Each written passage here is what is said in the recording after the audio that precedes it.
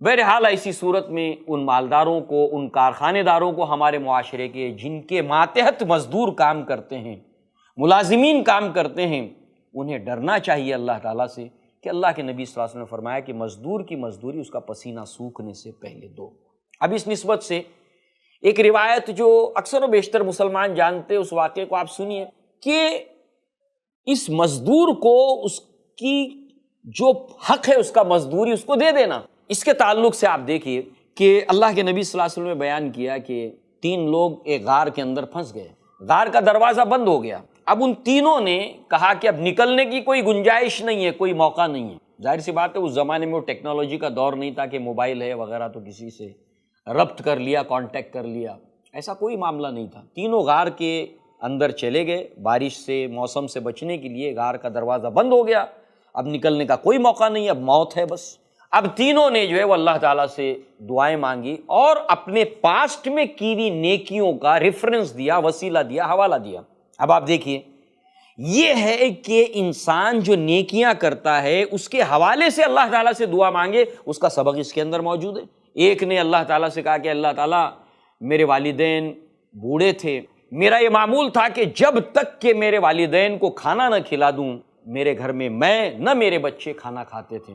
ایک روز مجھے آنے میں تاخیر ہوئی، ماں باپ سو گئے، کھانا لے کر میں پوری رات انتظار کرتا، میرے بچے بھی بالآخر سو گئے بھوکے، میں نے بھی کھانا نہیں کھایا۔ اللہ یہ نیکی میں نے تیری رضا کے لیے کی تھی۔ ہم نے دیکھا دوسری بنیاد وَبِالْوَالِدَيْنِ إِحْسَانًا، اس کی یہ مثال ہے۔ لہٰذا اللہ یہ نیکی میں نے تیری رضا کے لیے کی تھی، تیرے لیے کی تھی، اللہ اس کو قبول کرتے ہوئے اس میری دعا کو قبول فرما اور یہ دروازے کو غار کے کھول دے۔ تھوڑا سا دروازہ کھل گیا۔ دوسرے شخص نے اپنی نیکی کا حوالہ دیا۔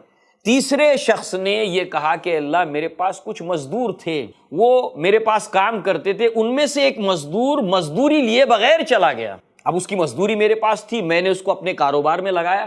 اب بہت سے سرمایہ دار، کارخانے دار پتہ نہیں مزدوروں کی مہینہ، 2 مہینہ، 3 مہینے کی تنخواہوں کو روک کے رکھ کے اپنے کیپٹل کے اندر، اپنے کاروبار میں اس کو لگاتے ہیں اور بعد میں صرف تنخواہ ان کو دیتے ہیں۔ ان کو سوچنا چاہیے اس کے اوپر۔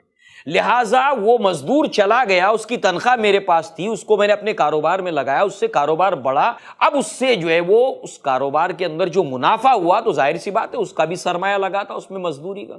جب وہ میرے پاس واپس آیا تو میں نے کہا کہ اللہ کے بندے، اس نے مجھ سے کہا کہ میری مزدوری مجھے دے دو، تو میں نے اس سے کہا کہ یہ فلاں بکریاں، فلاں فلاں یہ ساری چیزیں تمہاری، اس کو لے جاؤ۔ اس مزدور نے کہا کہ آپ میرا کیوں مذاق اڑاتے ہو، یہ تو میری مزدوری نہیں بنتی، یہ تو زیادہ ہے۔